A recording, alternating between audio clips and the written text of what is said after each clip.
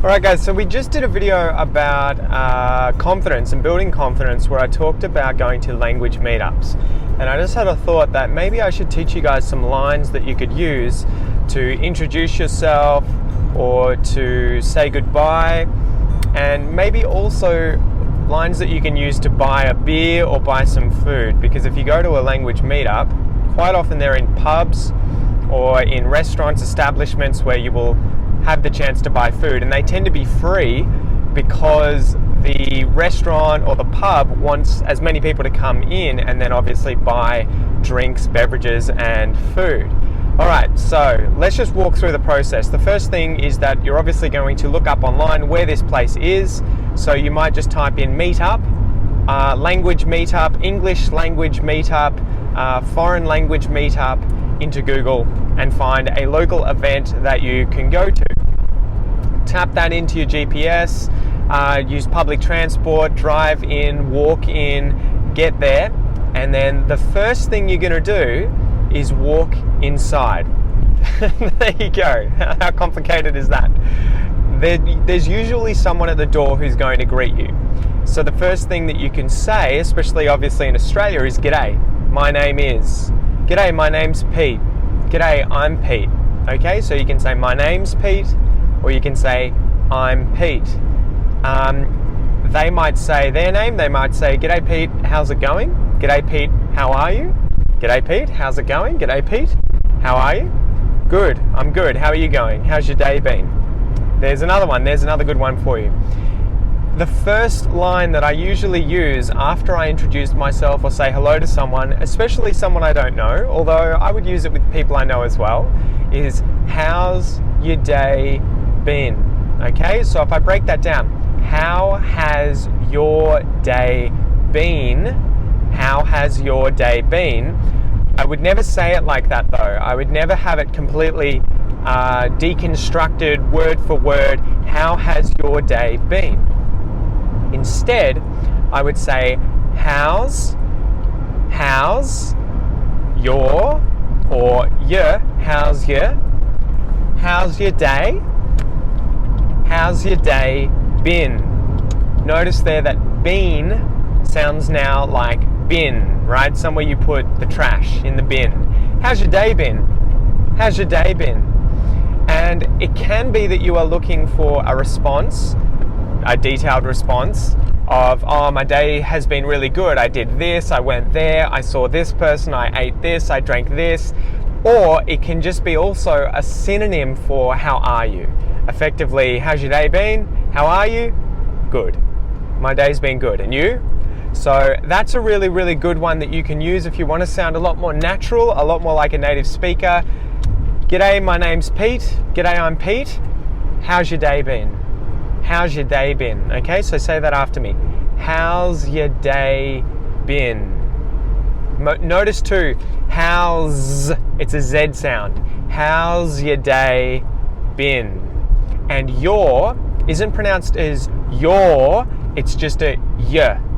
How's your day been? How's your day been? Yeah, good. And yours? How's your day been?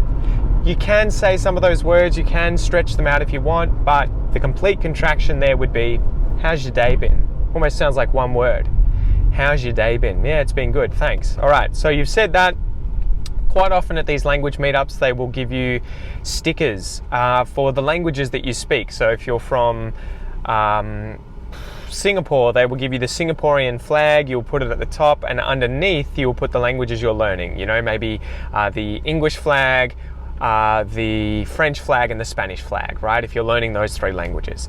That's how it tends to work. If I went there, I would have the Australian flag, and then I would have the Brazilian flag and the French flag to show that I am learning Portuguese and French, right? So that's how it tends to work. Next step is that you're probably going to want to get a drink. If you drink alcohol, if you don't drink alcohol, quite often it's good to at least buy something at these events to support the events, to keep them going. So I would go up to the bar, and again, you could say, "G'day." You might not introduce your name. You might just say, "G'day, how's your day been?" You can do that if you're looking to be a bit more friendly and potentially have a conversation while the person gets you a drink. But you'll probably say "G'day," and then you'll say, "I'd like." right? I would like, I'd like, I'd like. I'd like a drink. What drink would you like? I'd like a beer. What beer would you like? What have you got on tap? And this is a common question that you will hear when there is beer going through the tap that's out of a keg. What have you got on tap? What have you got on tap? And this is because beer on tap tends to be better than beer out of a bottle. So the person might say, try Carlton Draft. That's the best beer we have on tap. So you might say, okay, sweet, good, awesome, sweet, good, awesome. I'll have one of those. He might ask you, what size? Would you like a pot or a pint or a schooner? These are different size glasses. So whatever size you want, he might show you the glass so that you know. I'll have a pot of Carlton Draft on tap, thanks. So the phrase is there. G'day, how's it going? Or g'day, how's your day been? Yeah, it's been good. What would you like? Or what can I do for you? Or what can I get for you? You might hear those phrases from the barman. What can I get for you? What would you like? What would you like is probably the most common one there. I'd like a Carlton Draft. I'd like a pot of Carlton Draft. I'd like a pint or a schooner of Carlton Draft. So those are some good phrases. He'll sort it out and then he'll probably say, that'll be, that will be, okay? That'll be $5. That'll be $6. That'll be $15. That'll be $10. He might say instead of dollars, bucks, meaning dollars. That'll be $10. That'll be $5. Okay, so you've walked up, you've said, g'day, I'd like a pot of Carlton Draft. He might say, no worries, go get it for you. Pours it out, puts it up, and then says, that'll be $5. That'll be $10. That'll be $5. That'll be $10. And then you might say, here you go, presenting the money, and that's it. That's the exchange. Here you go. Okay, so how have you been? I'd like a pot of Carlton Draft, thanks. No worries, here it is. That'll be $5. Sweet, here you go. Thank you. Okay, so that's a good example of a natural interaction. That's what I would say if I was speaking with these people, okay? After that, you're going to go and want to meet some people. You're going to go want to mingle with some people. So what are some phrases and how can you do this? Obviously, you would look for a group that looks friendly or that has something interesting that you're interested in. So maybe if you're learning a specific language that they speak as a native speaker, so you see, okay, the guy over there is from Australia, I'm learning Australian English. A good phrase that you can use to start up a conversation is obviously, g'day, how's it going? My name's, or I'm. G'day, how's it going? My name's Pete. G'day, how's it going? I'm Pete. It's always good to do that, it's polite. And then you might say, I see that you're an Australian. I see, like it's like I notice that you're an Australian because you've seen the thing on his. You might then say, how long have you been learning? And then the language that he's learning, right? So he might be learning French. So I see you're Australian. How long have you been learning French? How long have you been learning French? How long have you been learning French? And he might say, oh, a couple of years, a few years. And then another question you can ask him is, what got you into French? Or what got you into that, right? And that means if you say to someone, what got you into something, it means how did you become interested in that thing? Why did you start that thing? What got you into that thing? What got you into French? What got you into surfing? What got you into learning English? What got you into collecting stamps? So any kind of hobby or activity that you are interested in, you can say, what got you in to that activity, right? That's a very natural way of saying it. As opposed to something like, why do you like French? Or why are you learning French?